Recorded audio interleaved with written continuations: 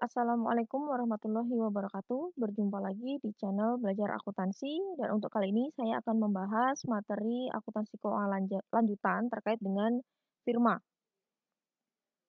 Materi atau cakupan pembahasan di video kali ini mencakup yang pertama definisi atau pengertian firma, kemudian nanti ada karakteristik firma, dan terakhir saya akan membahas tentang akuntansi firma mulai dari pembentukan, pembagian laba rugi, kemudian pembubaran dan likuidasi firma. Nah, sekarang kita mulai materi yang pertama tentang definisi dari firma.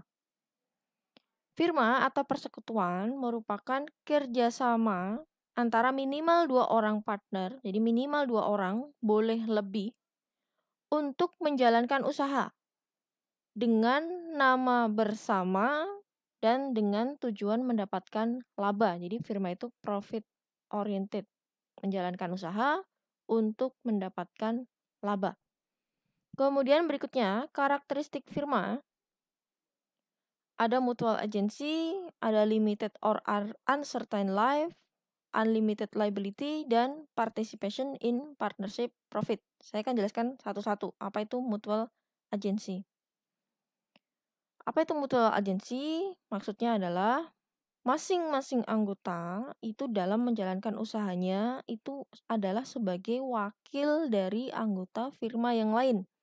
Jadi katakanlah ada 2 orang yang kerjasama membentuk firma, kemudian salah satunya diangkat sebagai direktur, misalkan yang menjalankan operasional firma, maka direktur yang diangkat tadi atau anggota yang diangkat tadi itu bekerja atas nama bersama atau maksudnya mewakili anggota yang lainnya. Itu maksudnya mutual agency. Kemudian yang kedua, karakteristik yang kedua adalah bahwa firma itu karakteristiknya limited or uncertain life. Maksudnya bagaimana? Umurnya terbatas. Jadi kalau misalkan ada sekutu atau anggota yang masuk atau keluar, maka dianggap perjanjian firma itu berakhir. Kalau mau diteruskan operasinya, misalkan katakanlah salah satu keluar diganti sekutu yang baru, maka harus dibentuk perjanjian yang baru. Kemudian karakteristik yang ketiga, yakni firma itu unlimited liability. Maksudnya bagaimana?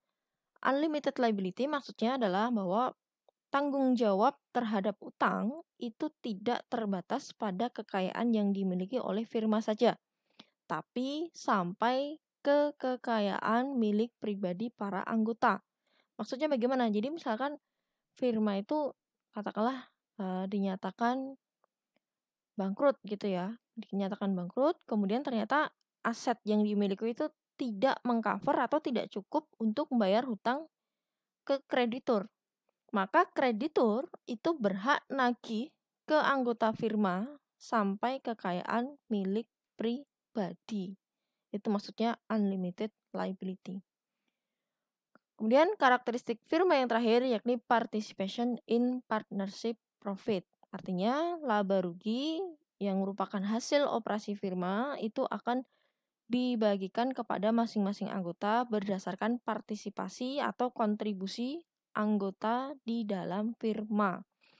Tapi pembagian laba rugi ini nanti disepakati bersama dan dicantumkan nanti pada akte pendirian firma. Tentunya anggota firma yang berkontribusi lebih itu berhak mendapatkan kompensasi lebih dari laba rugi yang diperoleh firma. Itu maksudnya participation in partnership profit. Berikutnya akuntansi firma. Ini pengantar untuk akuntansi firma. Saya jelaskan dulu akun-akun yang terkait dengan firma.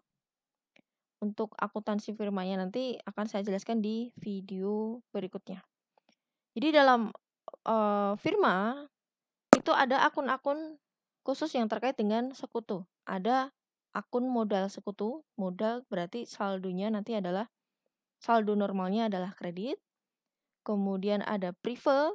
Prive itu lawannya modal. Kalau jadi saldonya nanti debit karena prive nanti mengurangi modal. Kemudian akun utang sekutu, saldonya utang berarti kredit. Kemudian akun piutang, ini adalah aset berarti saldonya adalah debit. Nah, sekarang kita bahas satu-satu akun-akun sekutu ini. Yang pertama akun modal sekutu. Akun modal sekutu itu digunakan ketika penyetoran modal mula-mula atau penanaman modal mula-mula saat pembentukan firma. Katakanlah si A sebagai anggota firma setor uang ke firma untuk membentuk firma ABC misalkan. Jadi tinggal kita terima aset yang disetor berupa kas atau aset lain misalkan kreditnya modal sekutu, misalkan modal A gitu ya.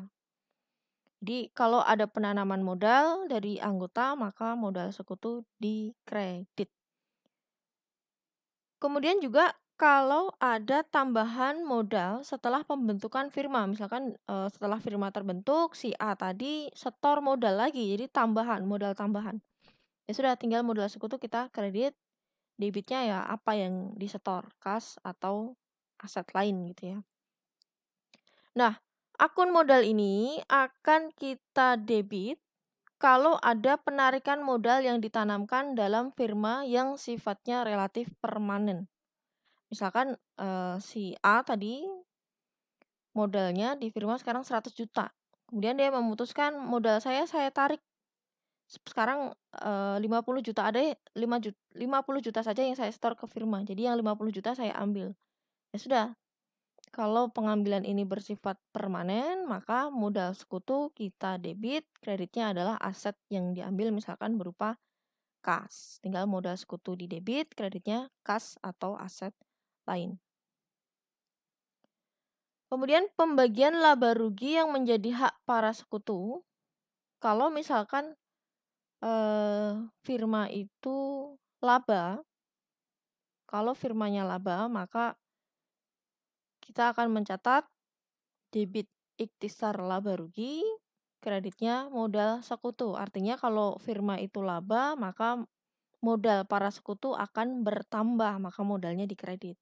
Tapi kalau rugi, modal sekutu ikut nanggung gitu ya, ikut nanggung ruginya, maka modal sekutu akan berkurang. Maka kita jurnal akun modal sekutu ini di sisi debit, modalnya berkurang karena firma rugi. Kemudian berikutnya akun prive sekutu, prive. Dipergunakan untuk mencatat pengambilan kas atau aset firma yang lain oleh para sekutu untuk kepentingan pribadi.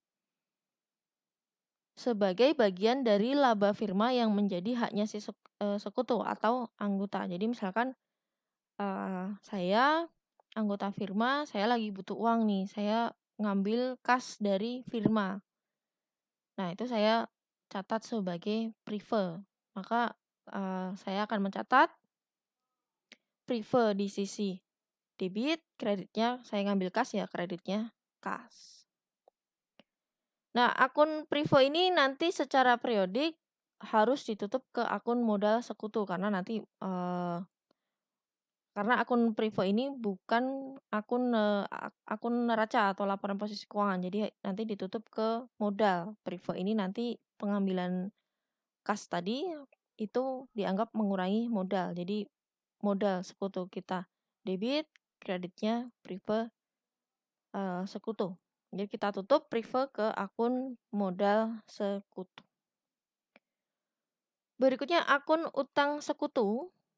Akun utang sekutu itu dipergunakan untuk mencatat pinjaman sejumlah uang atau aset lain dari para sekutu kepada firma.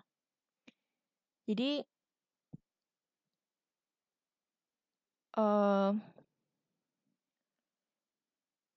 firma itu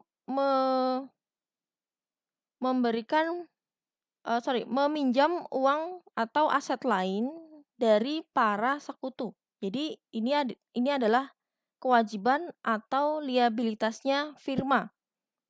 Firma atau perusahaan itu pinjam kepada anggota atau sekutu. Makanya dicatat sebagai utang sekutu. Utang sekutu ini merupakan kewajiban. Kewajiban bagi perusahaan, tapi merupakan hak bagi anggota firma karena dia berhak nagih ke firma, ke perusahaan karena posisi yang pinjam adalah firma. Kemudian jurnalnya, kalau kita katakanlah kita pinjam dari salah satu sekutu A, kita pinjam uang, maka jurnalnya kas, kreditnya utang sekutu. Berikutnya akun piutang sekutu. Nah, kalau akun piutang sekutu ini terbalik. Yang pinjam adalah si anggota sekutu kepada firma, maka ini dicatat sebagai aset karena firma berhak nagih ke sekutu gitu ya. Karena yang posisi yang berhutang di sini adalah sekutunya atau anggotanya, pinjam kepada firma. Misalkan saya pinjam ke firma kas 500.000, maka firma akan mencatat debit piutang, kreditnya kas atau aset lain. Jadi sekali lagi, piutang sekutu itu adalah pinjaman sejumlah uang atau aset lain dari firma kepada para sekutu. Jadi berbeda. Baik, berikutnya akuntansi firma. Untuk pembentukan, pembagian, pembubaran, dan likuidasi firma akan saya jelaskan di video selanjutnya. Baik, terima kasih. Assalamualaikum warahmatullahi wabarakatuh.